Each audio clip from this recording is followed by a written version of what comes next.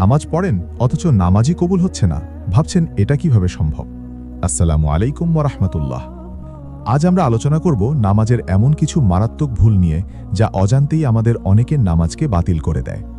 এই ভুলগুলো থেকে বাঁচতে পারলে ইনশাআল্লাহ আমাদের নামাজ হবে ত্রুটিমুক্ত এবং আল্লাহর দরবারে কবুল হওয়ার যোগ্য।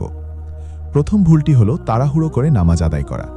রাসূলুল্লাহ সাল্লাল্লাহু আলাইহি ওয়াসাল্লাম ধীরস্থিরভাবে মনোযোগের সাথে রুকু সিজদা করার প্রতি গুরুত্ব দিয়েছেন, কিন্তু আমরা অনেকেই তাড়াহুড়ো করে নামাজ আদায় করি, রুকু সিজদা ঠিকমতো করি না। হাদিসে এসেছে, আবু হুরায়রা রাদিয়াল্লাহু তাআলা আনহু হতে বর্ণিত, তিনি বলেন, রাসূলুল্লাহ সাল্লাল্লাহু আলাইহি ওয়াসাল্লাম মসজিদে প্রবেশ করলেন। এরপর এক ব্যক্তি প্রবেশ করে নামাজ আদায় করল।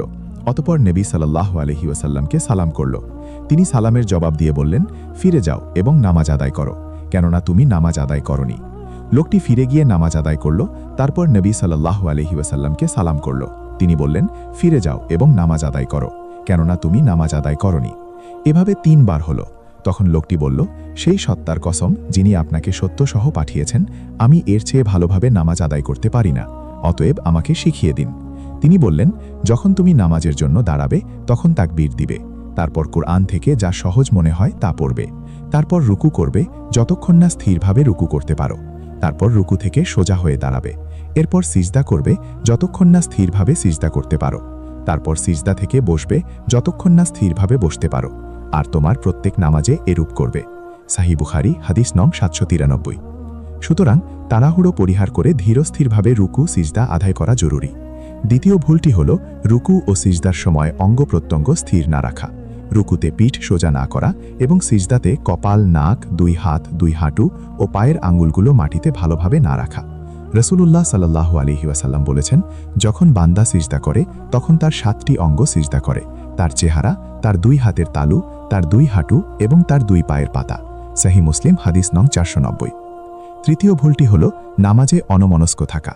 শয়তান আমাদের মনোযোগ অন্যদিকে সরিয়ে নেওয়ার চেষ্টা করে, তাই নামাজে যা পড়ছি তার অর্থ বোঝার চেষ্টা করা উচিত এবং আল্লাহর প্রতি মনোযোগী হওয়া উচিত।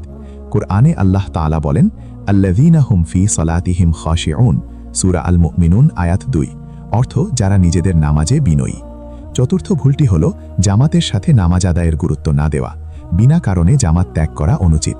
জামাতে নামাজ আদায় করলে 27 গুণ বেশি সওয়াব পাওয়া যায়।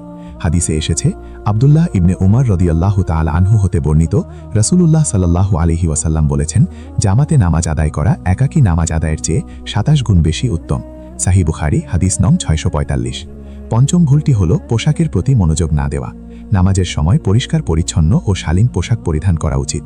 এমন পোশাক পরা উচিত নয় যা অন্যদের মনোযোগ আকর্ষণ করে বা দৃষ্টিকটু লাগে। আল্লাহ তাআলা বলেন, ইয়া বানি আদামা খুযু যিনাতাকুম ইনদা কুল্লি মসজিদ, সূরা আল আরাফ আয়াত 31, অর্থ, হে বানি আদম, তোমরা প্রত্যেক নামাজের সময় তোমাদের সৌন্দর্য অবলম্বন করো। ষষ্ঠ ভুলটি হল মহিলাদের ক্ষেত্রে পর্দা রক্ষা না করা। নামাজের সময় মহিলাদের এমনভাবে শরীর ঢেকে রাখা উচিত যাতে তাদের সৌন্দর্য প্রকাশ না পায়। সপ্তম ভুলটি হল অজু সঠিকভাবে না করা। অজু হল নামাজের পূর্ব শর্ত। যদি অজু সঠিকভাবে না হয় তবে নামাজ শুদ্ধ হবে না।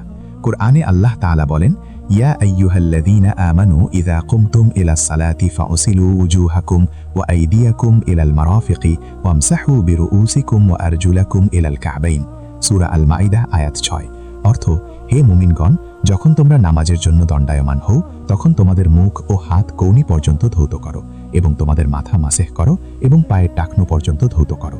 অষ্টম ভুলটি হল কিবলামুখী না হয়ে নামাজ পড়া। কিবলা হল মুসলমানদের জন্য পবিত্র স্থান কাবা শরীফের দিক। নামাজের সময় অবশ্যই কিবলামুখী হয়ে দাঁড়াতে হবে। নবম ভুলটি হল ইমামের আগে বেড়ে যাওয়া। জামাতে নামাজ পড়ার সময় ইমামের অনুসরণ করা জরুরি। ইমামের আগে রুকু বা সিজদা করা অনুচিত।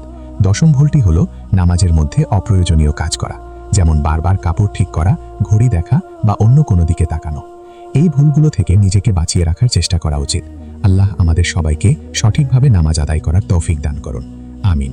জাযাকাল্লাহু খাইরান।